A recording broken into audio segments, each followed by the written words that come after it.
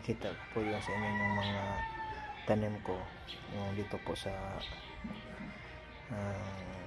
malaking kaang.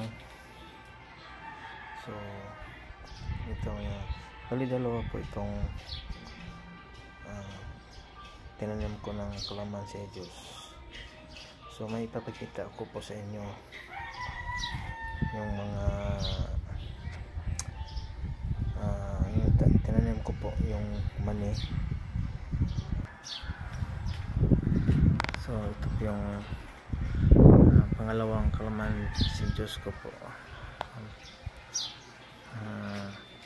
Nilagyan ko po ng mga series, solar series.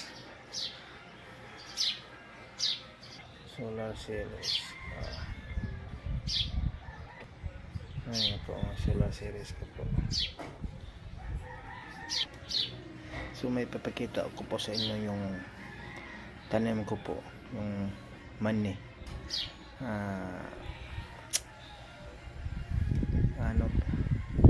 Bali lima na po tinanim ko po. So ipakita ko po sa inyo kasi dati hindi po siya ganito kalaki.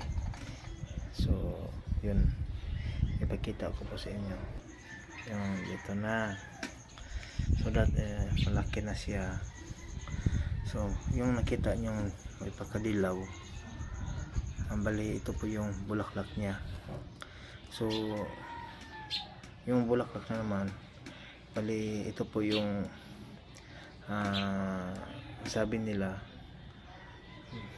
ito po yung makikita natin yung mga bulaklak,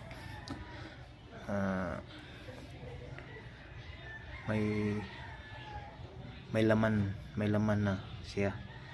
So ito po yung bulaklak na dilaw.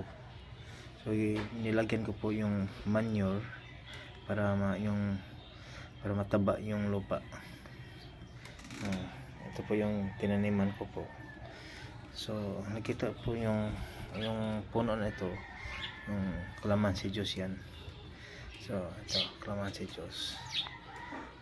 Okay, so ito po yung calamansi juice. So itong mga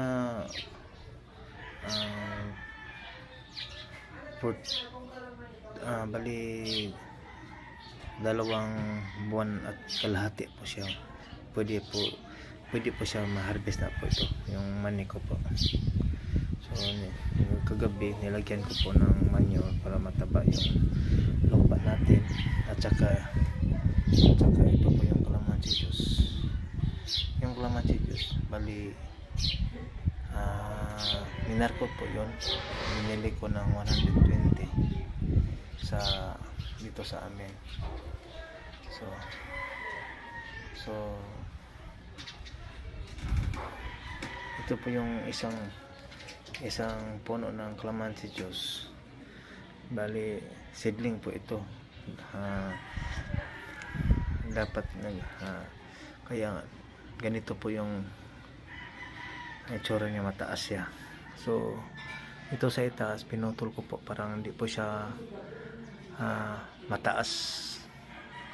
Bali minarkot po yun. Yung minarkot ko po binigay ko po yung sa mga kapitbahay namin.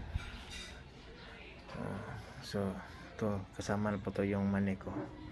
So may bulaklak na dilaw, at saka ito may bulaklak na dilaw. So ito po yung tanim kong mani, at saka yung at saka yung mga tanim ko po, yung mga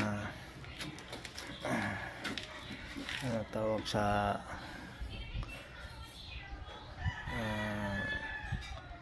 Bisaya, tanglad. Itong tanglad na tatlong nilagay ko po sa tatlong punuan po ito. Tatlong kaang yan. So may laman ng tanglad o ito po yung tanglad natin. So maganda po to siya sa kung magluto po kayo ng manok, nilagyan ng tanglad. So kung may high blood kayo, pwede po ito magamit natin para yung high blood mababa yung dugo natin. So ito po yung mga ito po yung siya. So bali tatlo po siya. So yung mga tinanim ko po, bali mga gamot po ito, gamot ng high blood, lahat po, marami pong benefits po to yung tanglad ko po. So yung mga kalamansi ko po, may mga benefits po siya.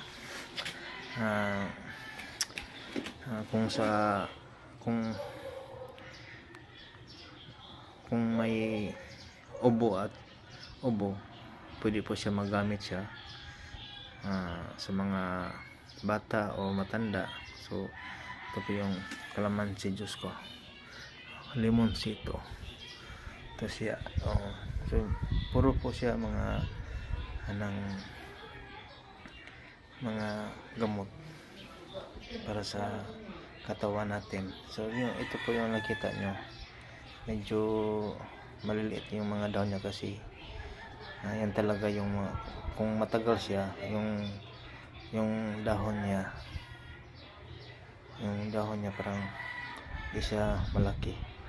So ito po yung kalabo, bali tambal po siya, parang gamot po siya sa kung may ubo. Ito po yung, so lahat po yung mga tinanim ko para sa katawan po. Ito yung mani. So masarap po ito sa mani. Sabi nila pang talino. So nakita nyo, so ito yung nakita nyo, manure yan, pang pataba ng kwan. So salamat guys. So dito na po tayo stop po natin. So ulitin ko po, so welcome to my YouTube channel, Nimwells MTV. Thank you and God bless.